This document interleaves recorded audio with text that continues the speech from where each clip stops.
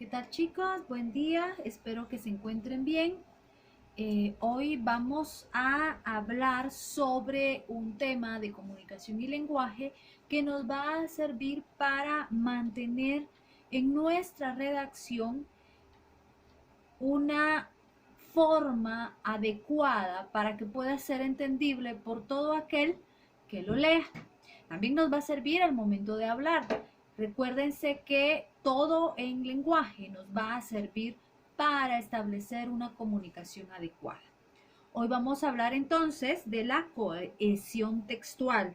Se encuentra en la página 40 y 41 de su libro. En primer lugar, vamos a definir qué es la cohesión textual. Es la unión que presenta un texto en términos internos, es decir, en el encadenamiento de las palabras, oraciones e ideas de un escrito para que éste pueda entenderse y haya coherencia. Cuando hablamos que algo tiene cohesión, quiere decir que se puede unir, que se puede pegar. Podemos nosotros entablar una relación. Eso es lo que estamos buscando con la cohesión textual, que nuestras palabras tengan una relación lógica para que pueda ser entendida por toda persona que lea o escuche lo que nosotros estamos queriendo comunicar. Es importante en el texto la cohesión textual porque de esta manera se logra que nuestro mensaje se reciba de manera completa por el destinatario y principalmente que pueda ser entendida. Para que se pueda dar la cohesión textual es necesario hacer uso de los mecanismos de cohesión, los cuales pueden dividirse en dos. El primero es los mecanismos léxicos. Para que un texto cumpla con ser coherente, cohesivo y correcto, debe contener un vocabulario rico, variado, adecuado, preciso y propio. Dentro de este tipo de mecanismos vamos a encontrar, en primer lugar, la repetición, llamada también recurrencia léxica. Consiste en repetir una misma palabra o una expresión en varios enunciados para relacionarlos entre sí. También puede entenderse como una figura retórica. Aquí tenemos un ejemplo. Inés se había comprado un vestido para la fiesta. Estaba convencida que era el vestido más bonito. Si ustedes se dan cuenta, vestido, vestido, se repite dentro del mismo contexto para hacer una forma enfática de esta palabra. Por eso la repetición puede ser utilizada como una figura retórica al momento de escribir poesía. La sustitución consiste en cambiar una palabra o expresión por otra para evitar la repetición que puede resultar redundante y a veces cansada. La sustitución puede darse en dos casos. Cuando entre los dos elementos léxicos, el que sustituye y el sustituido, existe una relación de contigüidad o de semejanza. Por ejemplo, el funcionario tenía cara de perro. El perro nos miraba con desconfianza. En esta oración, este perro, segundo, viene siendo referencia a la cara del funcionario del que estábamos hablando. Entonces ya no decimos el perro no, el funcionario nos miraba con desconfianza, sino que lo estamos sustituyendo haciendo un poco de repetición. La segunda forma es cuando entre los dos elementos léxicos, el que sustituye y el sustituido, hay alguna relación de significado, es decir, sinonimia, antonimia, hiperonimia o hiponimia. Por ejemplo, me envolvió con su chaquetón. Era una prenda muy amplia. Si ustedes se dan cuenta, chaquetón y prenda son sinónimos. Dentro de la sinonimia vemos que consiste en la sustitución de una palabra por otro vocablo o expresión, que aunque no sea un sinónimo per se o tal cual, dentro de ese determinado contexto tiene el mismo referente, es decir, alude o se refiere a una misma realidad. Vemos el ejemplo. Juan entró en el despacho de su jefe. El señor López alzó la vista y miró a su subordinado con desprecio. Aquel joven le resultaba profundamente antipático. Si vemos, Juan ha sido sustituido en esta parte por subordinado y en esta parte por joven. Jefe ha sido sustituido en esta parte por señor López. ¿Se dan cuenta? Haciendo una sinonimia, que quiere decir que Juan, subordinado y joven vienen siendo sinónimos, aunque no son sinónimos tal cual, sí son sinónimos dentro del texto. Antonimia es la relación que se da entre aquellas palabras del texto que tienen significados opuestos. Sirve para dar cohesión al texto porque normalmente contrapone un término con otro que ha aparecido antes, estableciendo entre ellos una relación de contraste. Al que ingrato me deja, busco amante. Al que amante me sigue, dejo ingrata. Escrito por Sor Juana Inés de la Cruz. Si ustedes se dan cuenta, aquí la dejan y ella busca.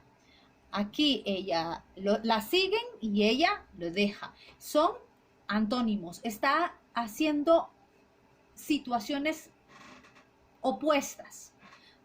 A eso es a lo que se refiere. No precisamente que sea blanco y negro como un antónimo, sino que dentro del texto hagan referencia a cosas opuestas.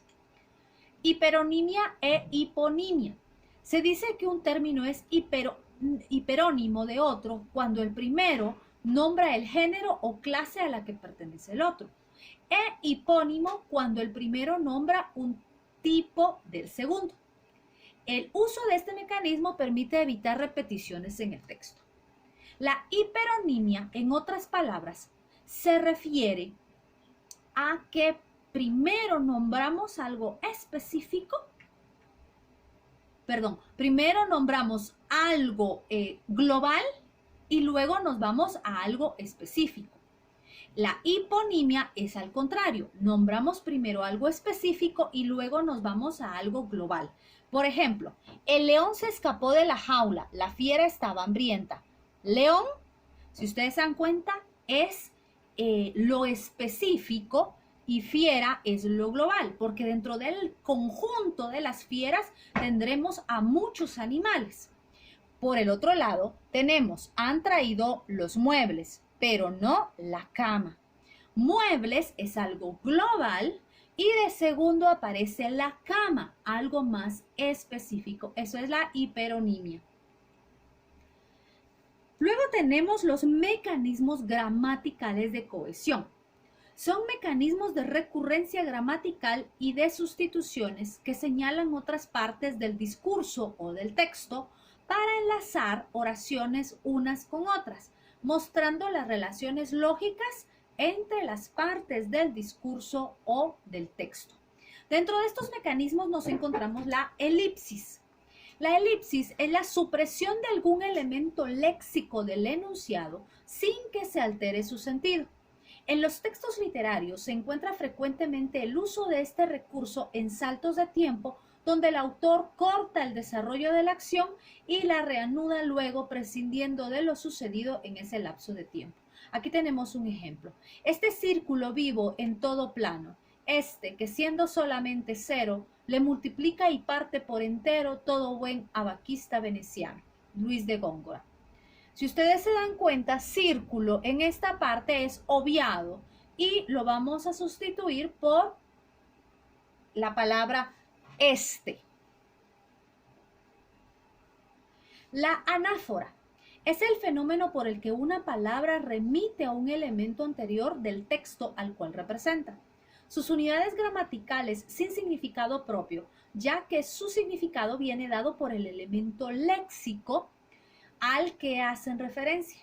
En la anáfora, la información aparece antes. Aquí tengo un ejemplo. Se equivocó la paloma. Se equivocaba. Por ir al norte fue al sur. Creyó que el trigo era agua. Se equivocaba.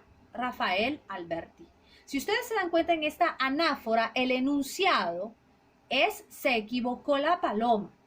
Y luego de allí todo lo demás viene siendo sustituido o abocando la información de la primera parte.